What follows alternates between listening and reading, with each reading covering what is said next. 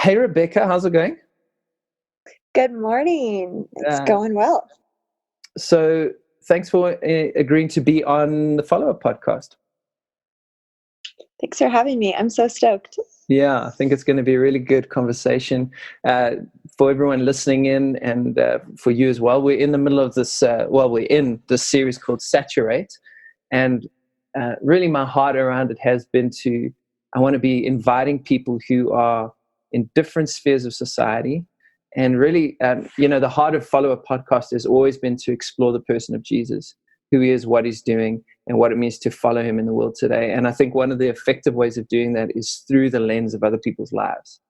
And so we know that none of us own Jesus, none of us own truth. We're just kind of witnesses to truth. And so the more we can engage in different people's understandings of this, the bigger that picture of who Jesus is becomes. And so that's kind of what we want to do. And when I had this idea for Saturate, what I wanted to do was really look at the person of Jesus through the lens of different spheres of society. So like the sphere of education and governance, the sphere of church, and different ways that God is affecting the world and different people's lives. And then when I thought about education, the sphere of education, you were literally the first person that came to mind.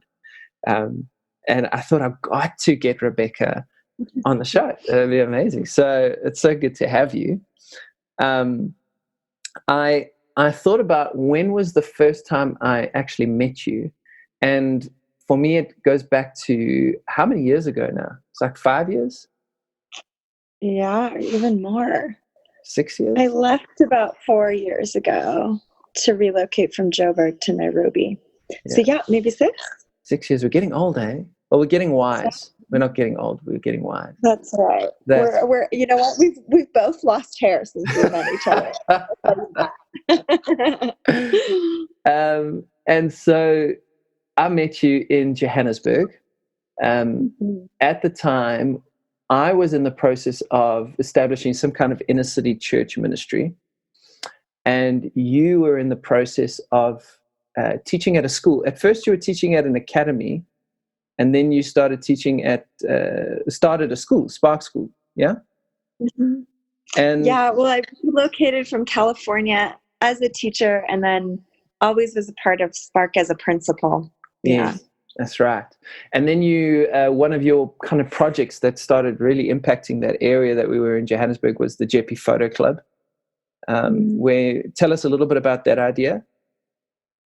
Gosh, it impacted me so much more maybe than the kids. But it was this idea that people should be able to tell stories of their communities on their own terms. And I think if you Google Jeppystown, you would see images of xenophobic attacks and stories of poverty and drugs and all these things that are truths for the community, but are just partial truths. And there's so many beautiful truths about Jeppystown that often aren't celebrated or go unseen. And so I wanted to help kids, especially, be able to explore and share their worlds in a visual way. So we did that through photography. And so it was this youth photography club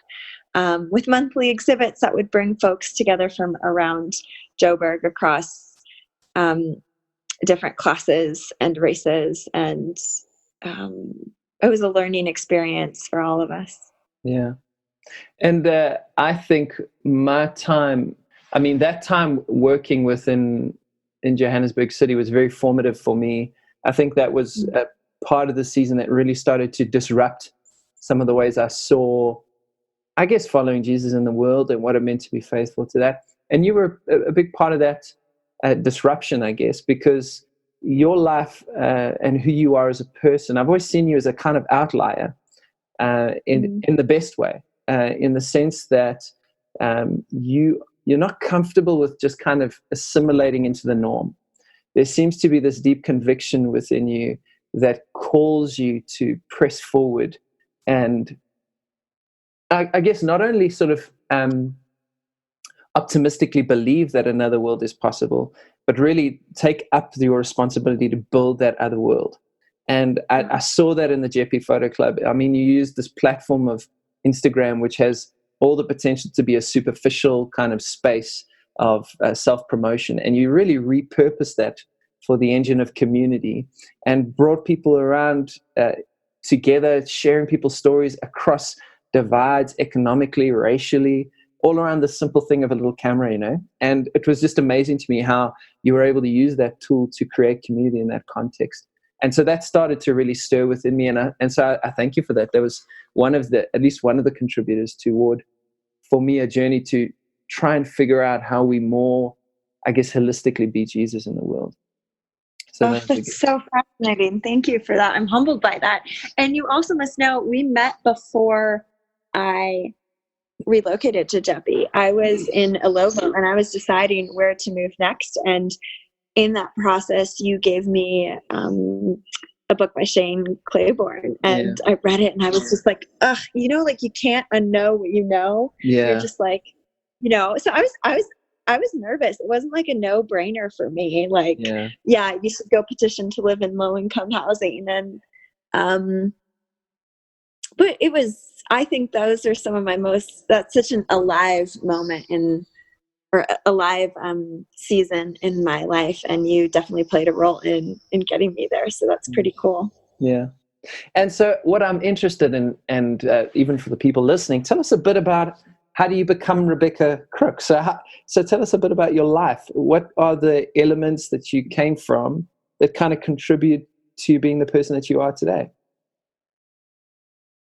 Yeah, what a rich question for 8:30 a.m. So, but I think it's such a beautiful one because it made me reflect a bit about like, how did a mixed race Japanese American young woman get from her small home in California to a big city in South Africa to now the capital of Nairobi, Kenya. Yeah, it's wild. But I think what it really does come back to is from a really young age, one of my favorite people ever still is my grandfather, who we call Bop. He just turned 96. And one of my favorite things to do growing up was to play cards with him and to listen to his stories. And so he grew up during World War II. And as a young Japanese American in Seattle, which is in the West Coast of the United States, he would tell me, Rebecca, when I was young like you, I had to pack my life into bags that we could carry. And so he didn't get to graduate from high school because he was being rounded up with about 100,000 other Japanese Americans and put in imprisonment camps. His particular one was in Idaho. And so for me as a young kid, I was like, oh, wow, the world is created for some people, but not all people, or at least the systems that govern the world serve some people, but not all people. And I think that stirred in me this understanding. Well, first, I think this sense of rage, like this isn't right. And then this sense of hope and responsibility, as I understood my faith more and understood and watched the people who I think lived out their faiths really well, was like, oh, we get to partner. We get to partner in creating, this kingdom, or what this amazing theologian Christina says is the kingdom of God. So I think that's quite formative. I would also say, a huge theme in my life has been living and working with folks who are different from myself. And I think, when I reflected on this question, I'm like, oh, this makes sense. Of course, I grew up with a Caucasian father and a Japanese American mother, and their worldviews could not be any different. And growing up in a biracial family, I think really did influence me to be curious, and to have a desire to really work and live and love cross-culturally. Yeah. So yeah, I think that's part of what has shaped me and brought me here. And I think what's so interesting to me about that is that, the Jesus that we follow, essentially a refugee, victim of genocide from, first century Palestine, within his world. And his father was kind of a migrant laborer. So in a South African context, his father would have been the same as some of the guys who wait on the side of the streets on the weekends to get a piece job. That would have been his dad. So he doesn't come from this sort of affluent context. He comes from the town of Nazareth, which is some kind of back alley town. I think very often the power of Jesus has been hijacked in some ways by the vehicle of empire. And then in that space, we lose our Jesus.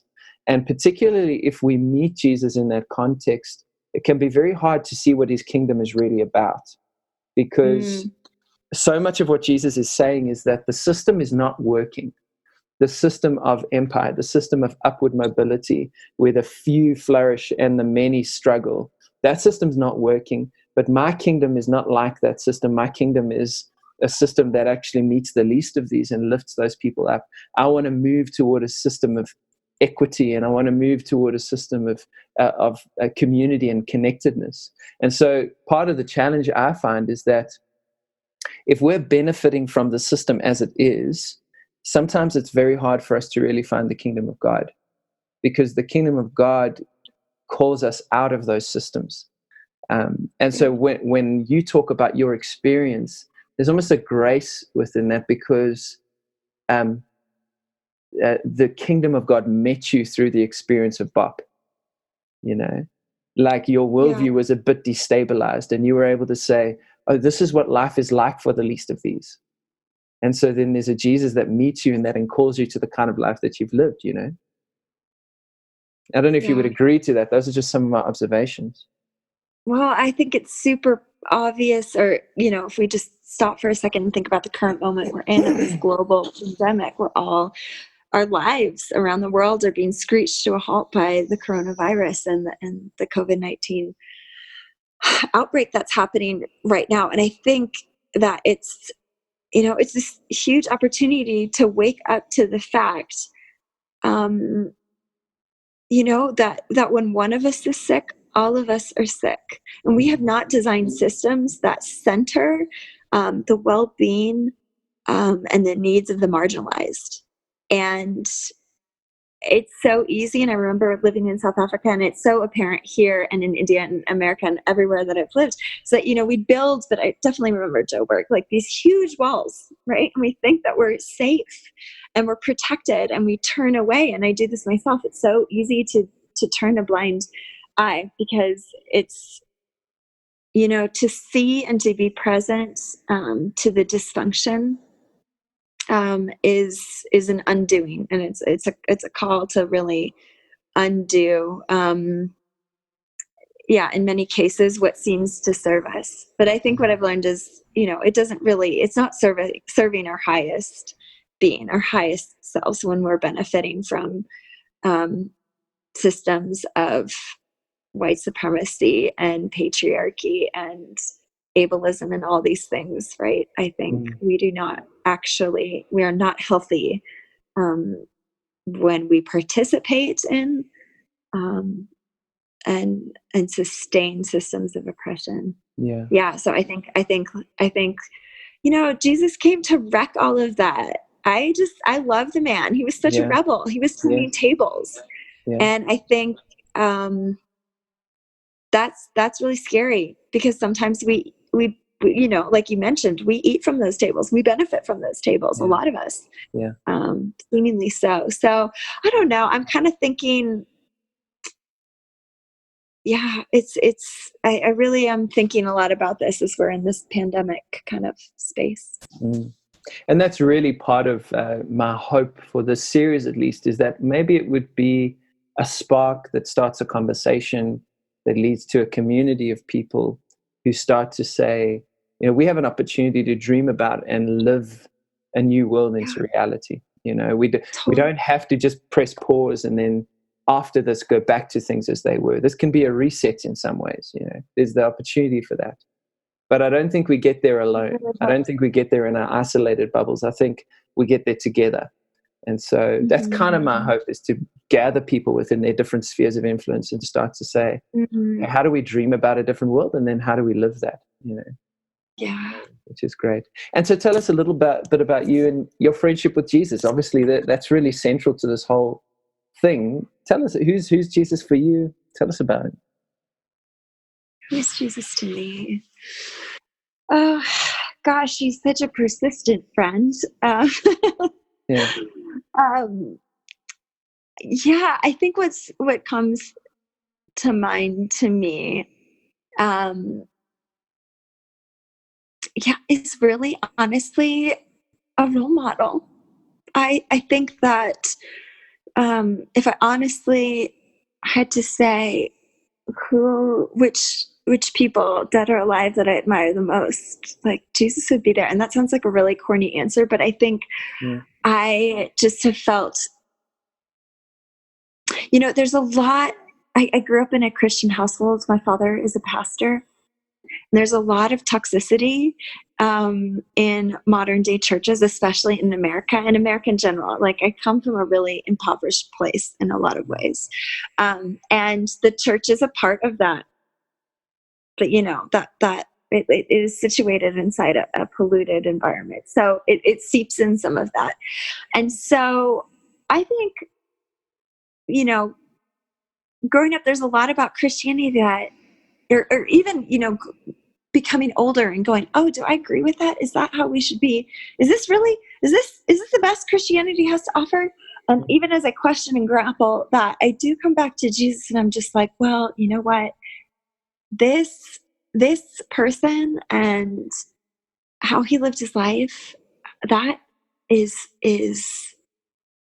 something I aspire to, and something that brings me deep hope and joy and peace and a sense of almost a sense of rootedness, I think. So yeah, I would say Jesus is a role model to me, and just a deep breath of air in the midst of religion. Yeah, beautiful. Love that. And in terms of your vocation, so there's your personal relationship with Jesus. What your vocation, and for those who are not sure what vocation means, it just kind of means, like, what's the work that you're doing in the world? If the world is a garden, what's your little patch of land that you're kind of cultivating and trying to make beautiful? What are some of the things that you're doing that almost flow out of that friendship with Jesus you're describing? Yeah, so I think, like, the great thing is, I don't think Jesus was like, I'm on a mission, I'm going to do it by myself. I think he's like, no, follow me. And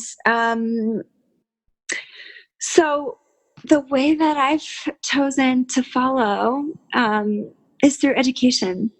And I really think that, we can, to use the words of Martin Luther King Jr., we can bend the arc of history towards justice together in partnership with Jesus. It wasn't like, good on you, man, like, glad you did it, it is finished. I think he's like, no, follow me. And, our Father and our Creator is like, I need you, and you're part of the body. And I might be a pinky fingernail, but I see the work of supporting great teaching and learning as a way to ensure that all people, all of God's people, have the skills and knowledge and the opportunities and relationships they need to thrive, and they need to flourish, and really are equipped to create a better world for themselves and for all of us. Yeah.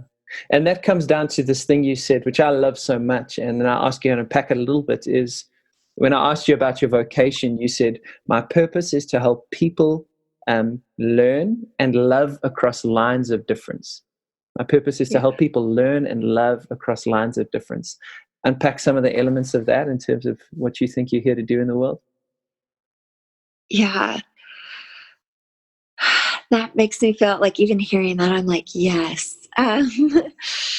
So at the, and my career, I've made an education, but I think bigger than that, I think there's so many different ways to live out this purpose. But for me, why I'm on this earth is really to support people across lines of difference, myself included, to be reconciled to each other, to be in relationship. I hope that in this journey that we become ever more of life, really become more reconciled to ourselves, to each other, and to our Creator. And I really feel that growing up how I did, having the curiosities that I do, having the spirit of adventure that I do, and the all the things that sometimes I'm like, that's a weird thing about me. I think God put that in me because I really do think the kingdom is going to require people to learn from and really love folks who have different orientations to life. Yeah. And this is what's so beautiful. This idea across lines of difference, such a deep truth within that, in that the kingdom of God is not just your own tribe.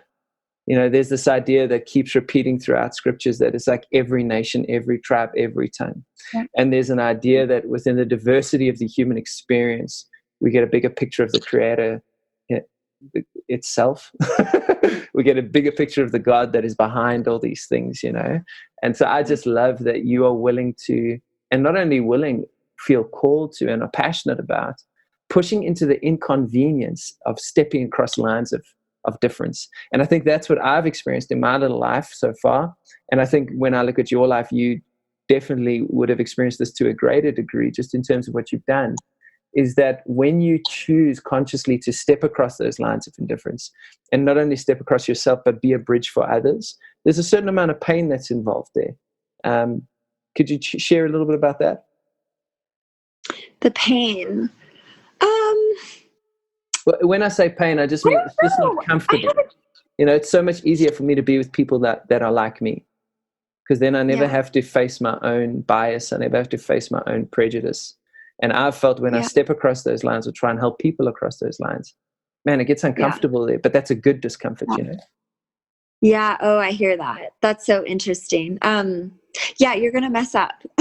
I've messed up. I put my foot in my mouth so many times in different situations. You have to be, I think, willing to look like a fool sometimes.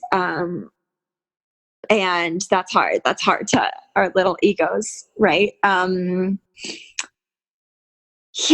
my sense is just that, you open this podcast so beautifully, saying that each of us see and experience the Creator and see and experience Jesus through the lens of our own cultural upbringings.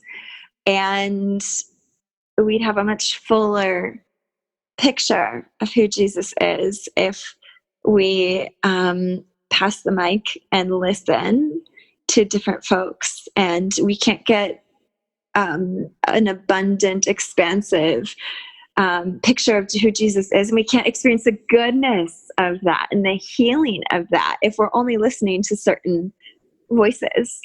And I think, at least how I grew up, it was a very select few who were getting to speak, and that was very institutionalized.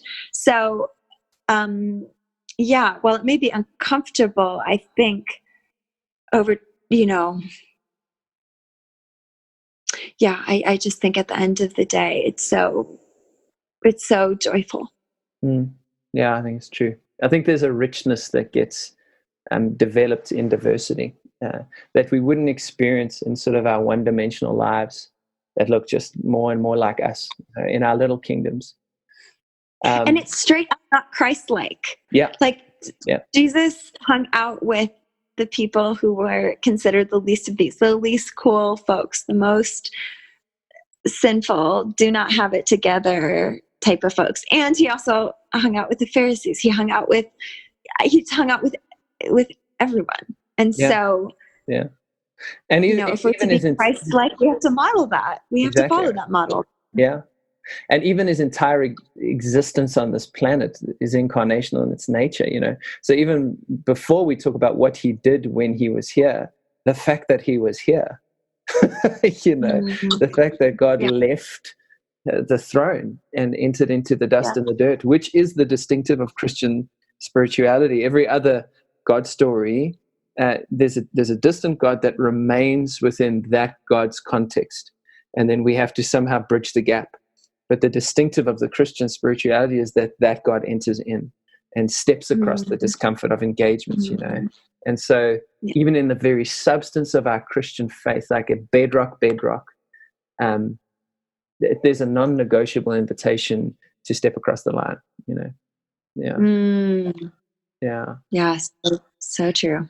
And then we're in this time right now, and for those of you who heard that outside, that's called a hardy-da. Welcome to South Africa.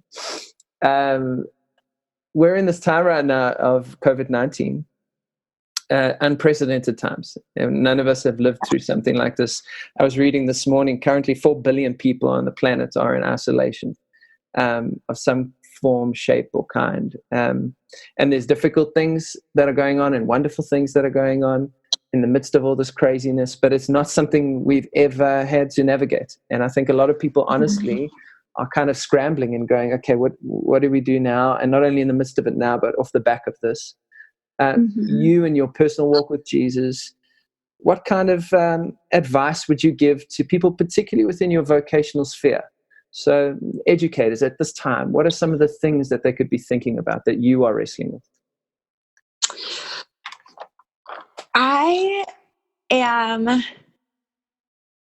I see this as a huge opportunity, to be honest. I think we have known in many places that schooling and learning systems have been dysfunctional for a long time, that they do serve the few and not the many. And things have ground to a halt right now. And I think it's this huge opportunity to really reimagine what learning looks like. And so that's what I'm thinking about right now, in community with a community of amazing educators here in Kenya.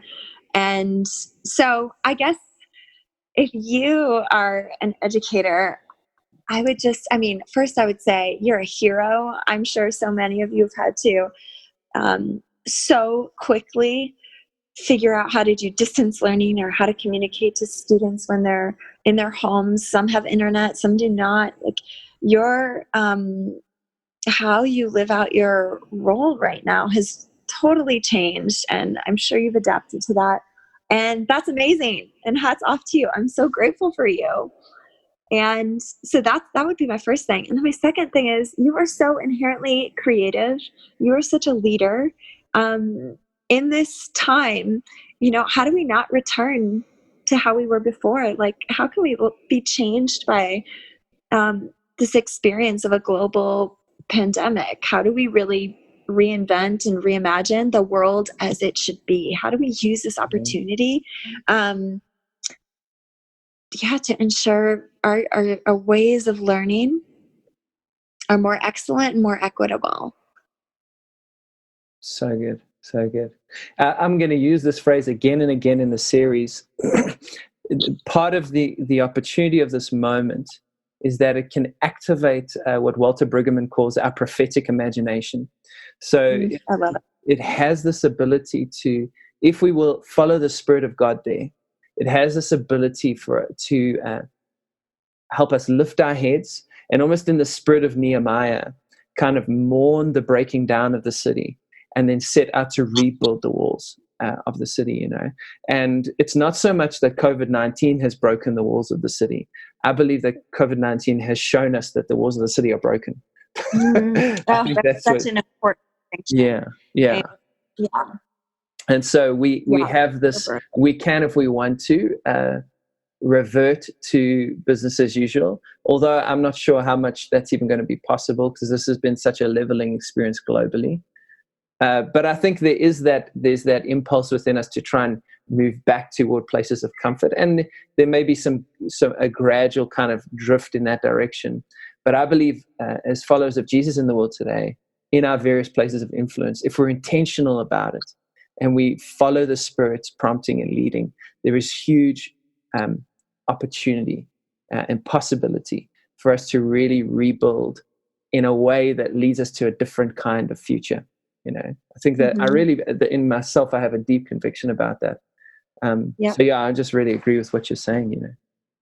Yeah, totally. Me too. And I think though that whatever sphere you're in, and I'm in education, we have to design our learning experiences again around the most marginalized. I think this is a huge lesson that's coming out of the pandemic, and that's not how school is designed in most of the world. In fact, where we both live, you pay. When you can pay, you get to access quality, what's perceived as quality. I really believe that it's excellence in this day and age means that you have to be learning with people who look like, think like, are different than you.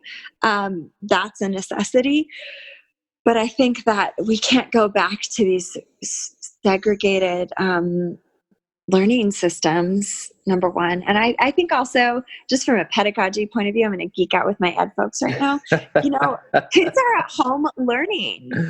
And how can we leverage this moment to rethink, who has power in the classroom, who drives their learning, what's considered legitimate forms of learning.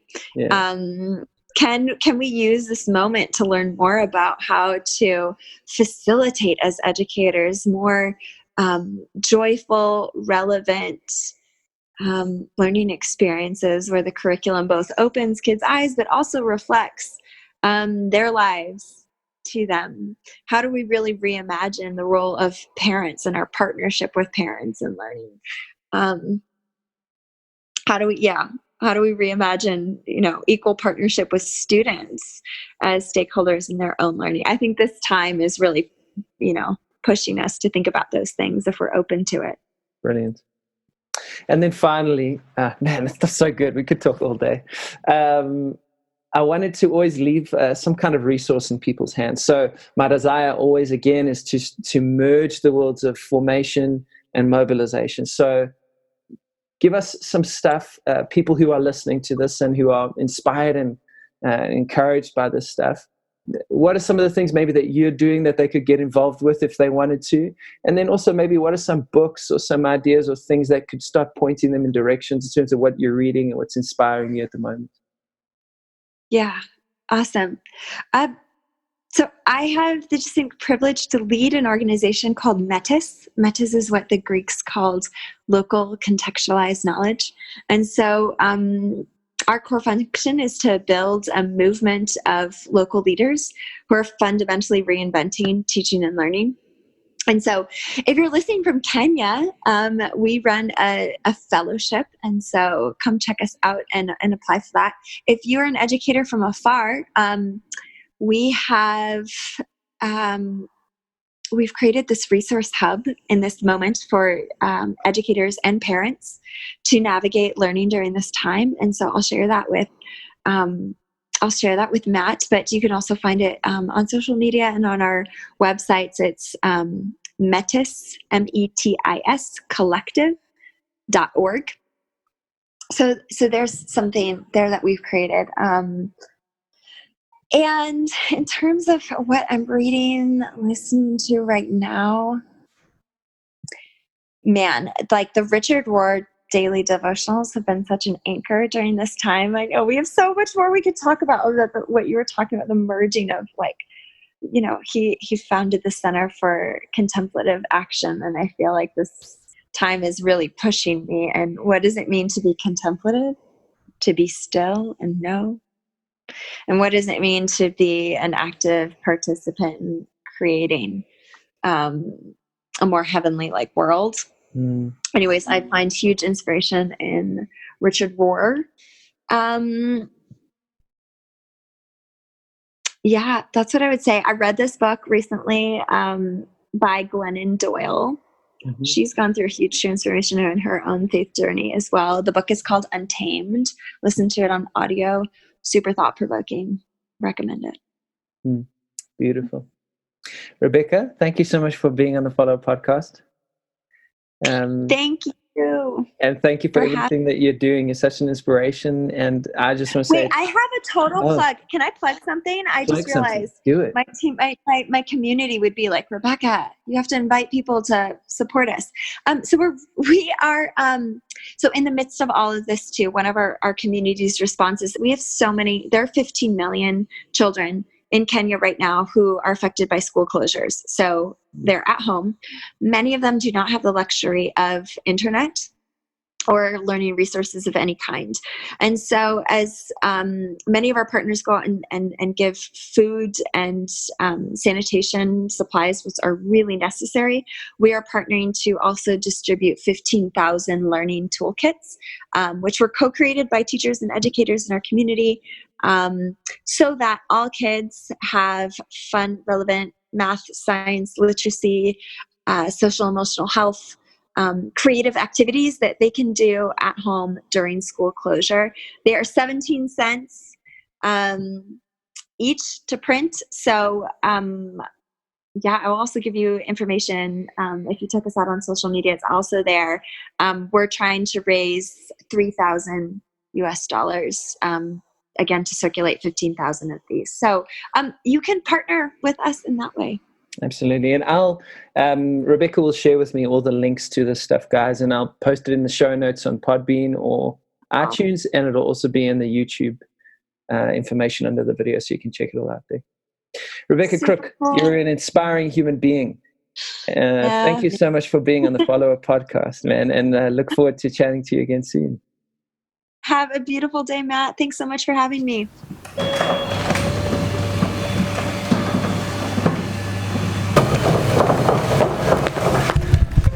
Hey friends, how you doing?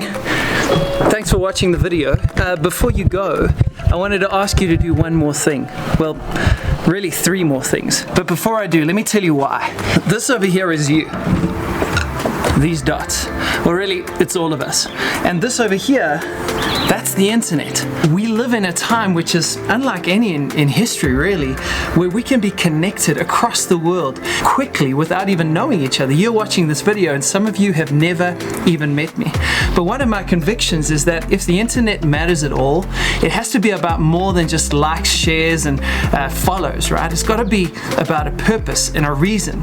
And for me, that reason is community and connection, because whatever we are going to do on this planet, we're going to do it together. So I've been thinking about how do we take this and funnel it down, turn it into that, right? So places of mass first contact into places of community and connection. I'm not really sure how to do that in the big frame, other than to say that I think it starts with steps of connection. So moving past just watching something to actually being involved in something. And so that's why I want to ask you to do 3 things. Number 1, follow this channel and subscribe. Turn on the notifications so you know when the videos are uploaded. That way you can stay connected to what we're doing. Number 2, go to the Instagram account, MattLewis516, because there we put up prayer videos and other material that takes you a little bit deeper into the community, where you can slowly become a part of what we're building. Number 3, go to the website, mattlewis.co.za. There you can subscribe to get our quarterly newsletter where you see where we've been and what we're doing and how you can get involved. And you can also get first dibs and new information on events that we're hosting when we can start gathering again together. So those 3 things, the YouTube channel, Instagram, and the website, these are ways that I think we can move from places of first contact toward community, and then together toward building the story that God is calling us to write. Thanks so much, guys. Hope to see you soon.